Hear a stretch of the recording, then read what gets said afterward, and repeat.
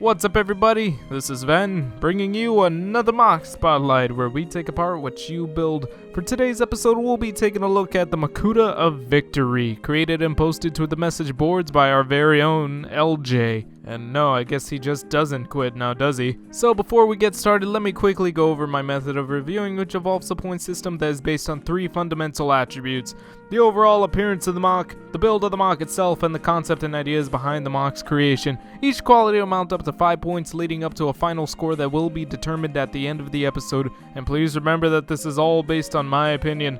So let's get this started. So what we got is a fairly big and complex looking MOC, and upon first glance it's just really interesting to behold just how intricate it is. But upon further inspection, I found a good bit of problems that I have with it. To kick things off, Makuta here has a pretty decent looking upper body. It looks bulky and solid. You got this cool big circle thing on his back with a little bit of pretty colors on it. Yeah, it looks kinda neat. But now, here's what bothers me about the upper body. Like, it looks like there's a lot of mass to it, but then look at Makuta's head. In comparison, it looks so small. And it doesn't help that he has such a scrawny pencil neck either. And then moving on to the arms, well, I gotta say, I think this shoulder armor, the way it looks and such, is a good idea, but the placement seems a bit off. I feel like they shouldn't stick out so much, like they should kind of be more in line with the torso, I guess. Then we got these arms, which look okay by themselves. You know, like, I like how they look, but I don't like how they look with this big Hulk body. Because, I mean, what's a Hulk without his anchor arms, you know? It's like Makuta here has been skipping arm day. And it actually looks like he prioritizes leg day. This whole lower body is just... this portion of the MOC is crazy looking to me. Like, there are some cool aspects to them, especially with the feet. I like the way that the feet look, but it all just looks sort of messy. The legs themselves are extremely gappy. The hip armor over here just looks a little odd to me. And again, I think the feet look cool, but they don't seem to really fit the rest of the MOC's design. And another complaint I have is that I feel like this MOC has a bit too much black and just not really enough purple. Feels like there should be more purple, because then that would just complement the gold so much better. And it's funny to mention that because I actually really like how the gold is distributed along this MOC. But yeah, all in all, looks like there's a lot of things I personally would have done differently with this MOC. But hey, I will say though, it's got a pretty decent looking build, because I would actually say that this MOC makes some really intuitive usage of CCBS elements. Like, I could tell Eljay was going freaking insane with these parts. And it's also worth noting that the MOC maintains basic articulation. You know, he can bend his legs, arms, knees, elbows, neck, head, and such. Hands even. Wait, what are these even? Are these hands or are these paws? There doesn't seem to be any fingers, so I don't know. I'm a little confused. It also appears to be well balanced and stable. I guess that's the benefit of having these enlarged feet, because Makuta looks almost planted to the ground. And I also just really like how some aspects of this MOC were built. I just don't feel that they look good together. Like the legs and feet, I could see these working better with a different MOC. Same with the arms. I like the way that these look and the way that they were built. It's just there isn't much cohesion, I would say. And then once again, the shoulders. I think using these parts as shoulder plate armor things was a pretty good idea. Just kind of think it should have been done differently.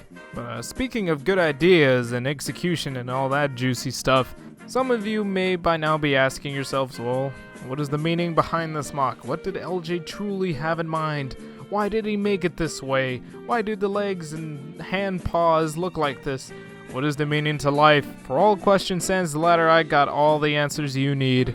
Well, sort of. First of all, this MOC was created with the intention of being entered into the big re-brick Makuta contest that I've mentioned like maybe 3 times before already in previous MOC Spotlights. And basically the contest challenged builders to create their own rendition of the big bad Makuta after he takes on the mask of ultimate power and transforms into, well, whatever you could imagine, I guess. And so in Eljay's case, he imagined that Makuta transformed into this big ol' Sasquatch Titan form And all in all, I'd say that this is a pretty good effort. You know, I can easily recognize this as Makuta's mask maker form just being translated into a larger, Titan-sized body, as if he was just simply empowered by the Mask of Ultimate Power. I mean, hey, it makes sense there. There's a lot of power involved, right? So yeah, I could see it.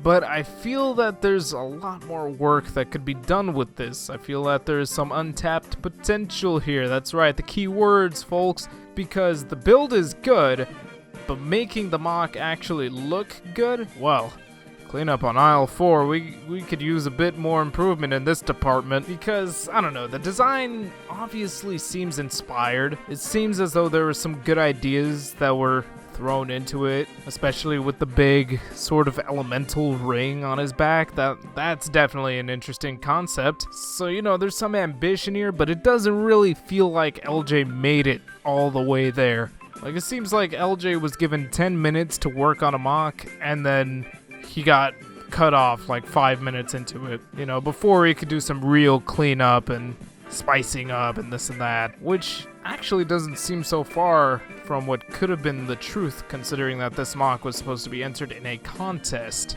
You know, maybe Eljay was running out of time. I don't know. Or maybe he just actually sucks at making MOCs. The questions, people. The questions are out there. So before we think too hard about these questions, let's move on to the final scores and get this video wrapped up now, shall we? In terms of appearance, this MOC receives 0 out of 5. It's big and complex, and the ring thing on the back is cool, but there's a lot of problems, and overall it sucks. So, in terms of the build, this MOC receives another 0 out of 5. It's a fairly solid build, but the parts could have been managed a lot better, and I see no apparent function, therefore this MOC sucks. So, in terms of the concept, this MOC receives a 0 out of 5. Are you surprised, Eljay? I'm not, because you suck and all your ideas suck.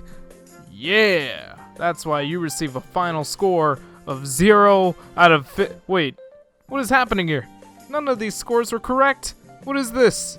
Why do I keep doing this? Why do I always make these freaking mistakes? It's like I'm some kind of human. I'm not supposed to be a human. I'm supposed to be a disembodied, monotonous voice that does nothing but review other people's stupid creations.